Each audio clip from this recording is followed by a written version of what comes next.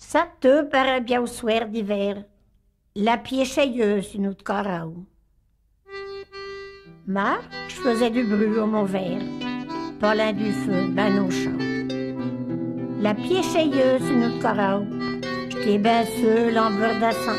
Demain sera un jour nouveau, que je m'y mets, j'en me chauffant. Sera-t-il de vent, sera-t-il de neuil, sera-t-il blanc, sera-t-il bio. Mais je change. Je rêve, la piécheilleuse me carreau. Je change, je rêve à ces bourges qui seul hervé sous le banc. À cause du feu ne bouge, je s'engourdis sans ronfiant.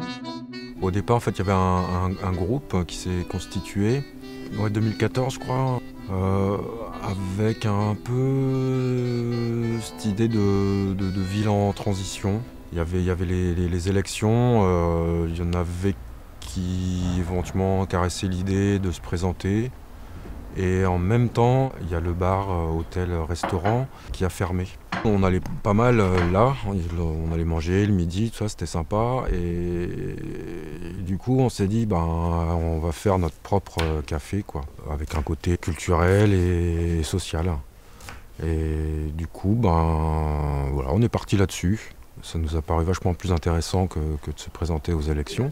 Je suis en train de pleurer d'une demi-heure et je m'en gros plan. Tu veux qu'elle ait une casquette Ouest France ? Il faut trouver un lieu. Il y a cette maison qui est là, qui était en vente depuis au moins 5 ans, je pense. Et du coup, il y avait cette fameuse Ernestine avant qui habitait là et qui elle-même du coup portait dans ce qu'elle était, dans son histoire, la défense du galop. Elle faisait un peu d'accordéon, elle faisait des contes, elle était accueillante, quoi. Ah, ce qu'elle faisait aussi, c'est que tous les jours à 11h du matin, elle faisait le café pour les gens qui travaillaient à la Souhaite, pour les jeunes qui étaient là. Et c'était le rendez-vous à 11h, tout le monde venait prendre le café chez elle. C'était donc ceux qui travaillaient à la Souhaite et puis ceux qui passaient dans le coin. C'était pas fermé. Hein. Non, c'était très sympa. Vous trouvez que un économe ? Économe, non, je pense qu'il y en a d'autres. Vous allez voir. Vous allez. Vous fouillez. Moi, je viens chercher ici, c'est l'énergie, du sentiment aussi, parce que Minot, moi j'étais là, enfin je venais boire le café après l'école chez Ernestine. Enfin, le café, le chocolat, la chicorée. Puis on l'écoutait raconter ses contes avec son accordéon. De la compote. Donc, revenir ici, c'est plus que normal. Quand j'ai vu qu'il y avait une asso qui la reprenait, cette maison, j'ai pas hésité. Enfin, je donne des coups de main, pour le moment, je suis pas plus investi que ça, mais ça, je trouverai le temps un jour. Comme aujourd'hui, voilà, à venir touiller les oignons.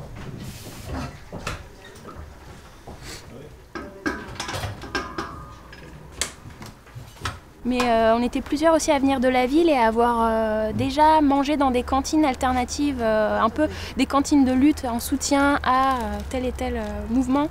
Et on avait envie de le vivre ici aussi, parce que c'était possible en fait à la campagne. Il y a tellement de gens qui ont envie de se retrouver pour discuter, pour changer le monde peut-être aussi, tu vois. Ouais, puis voilà, on n'est pas comme en ville ou un quartier, même si on est sur plus ou moins la même commune, on est vite à 3-4 km. Donc pour aller se voir, faut vraiment faire la démarche, déjà de prendre la voiture quand on en a une, etc., ou y aller à pied, ça prend encore plus de temps. Mais il faut faire la démarche d'aller chez les uns, chez les autres. Autrement, il y a le bar, mais bon, on n'a pas toujours envie de boire. Du coup, là, ça permet de se voir aussi, quoi. Créer un rendez-vous où tout le monde se voit. L'idée, c'est aussi ça, c'est que ce soit pas un entre-soi d'alternative et d'alterno du coin. C'est que les gens du village, ils se sentent l'envie, la possibilité de rejoindre la maison d'Ernestine, qui est un mixage des générations. C'est un peu le rêve, ça. Et ça se passe doucement. Il y a quand même plus en plus de gens qui connaissent la cantine. Et il y a des gens qui sont aussi seuls, qui sont arrivés dans le coin, ils connaissent pas, c'est un moyen de rentrer en connexion avec d'autres en fait. Oui, c'est très On a quand même fait des choix qu'on aimerait qu'ils soient tenus dans le temps en fait, qui nous sont importants, comme le fait que ce soit plus de l'alimentation biologique locale. Il y a plein de choses sur lesquelles on est quand même bien... Enfin, on est cadré, quoi. On vous a rincé les patates, mais rien important. Elles sont pas lavées, mais elles sont rincées. Les petits marrons, en fait, notre balance, elle déconne. Du coup, je pense que vous avez plus que... Enfin, en fait, j'ai pesé que les 3 gros. On a créé une association qui est collégiale, donc il n'y a pas de président. Ben oui, ça c'est l'inconvénient quand il n'y a pas de chef, faut discuter, se mettre d'accord. Ouais. C'est une perte de temps, mais pas que. Tout le monde trouve une place et soit satisfait et que ce soit égalitaire. Et avec cette idée d'horizontalité, qu'il n'y ait pas quelqu'un au-dessus qui prenne une décision et qu'il y ait des exécutants en dessous, quoi.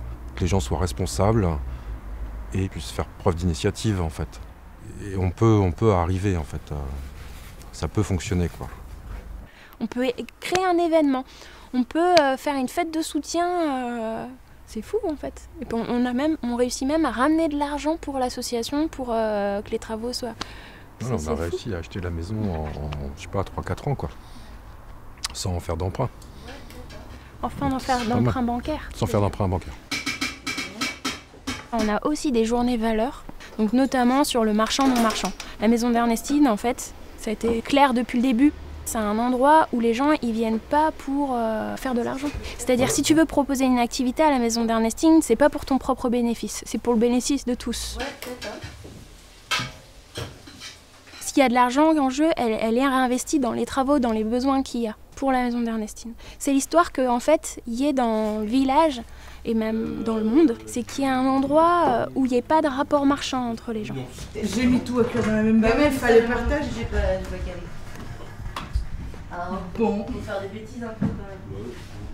Oh bah oui, c'était trop bien, c'est prêt à 11h30. Je me disais aussi, c'est pas normal. Exactement. Ça sort trop bien. Exactement.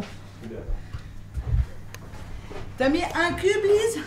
Un cube et puis un peu plus une cuillère à café de... On crée quelque chose, mais les personnes que ça intéresse, elles peuvent se mettre acteurs de ce qui se passe. Et même, on peut ne plus être là, ça fonctionne encore en fait. Pour la cantine, on essaye de voir ça, c'est que petit à petit, ceux qui créent la cantine, on compte sur eux pour les questions d'organisation, de fonctionnement, il y a une réunion par mois.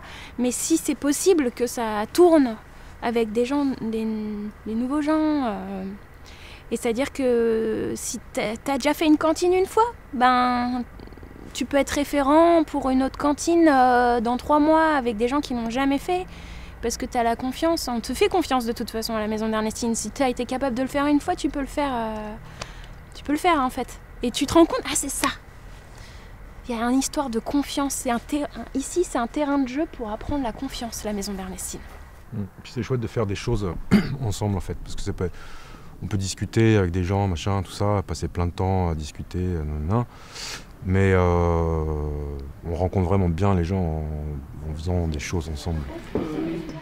Anne, le message qu'il y avait sur la maison d'Ernestine, c'était pour la... C'est dangereux de me passer une essai, je peux pas lâcher la louche, en fait, elle va tomber.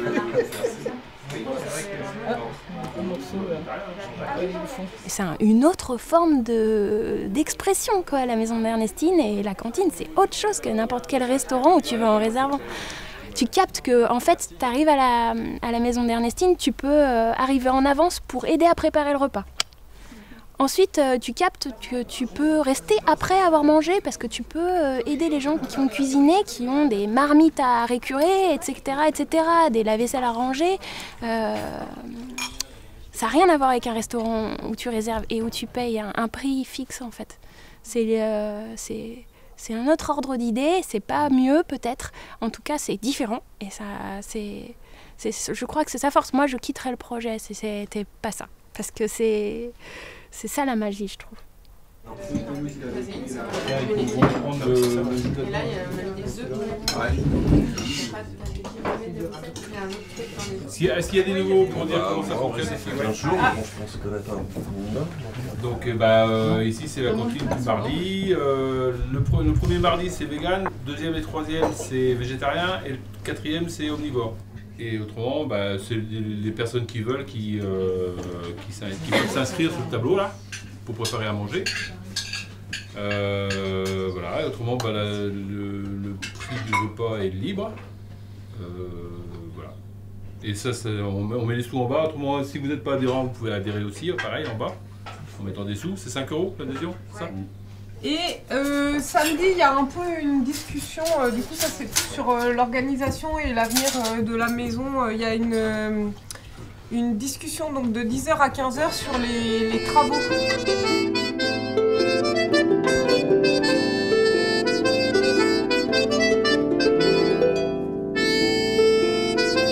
Il y a aussi cette notion de temporalité en fait, avoir une autre idée du temps.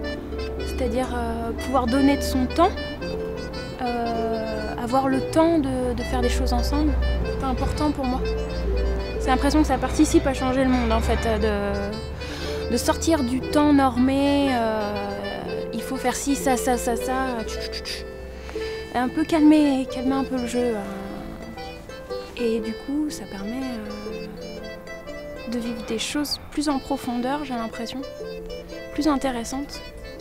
Plus les gens arriveront à vivre des temps comme ça, plus le monde changera, ouais.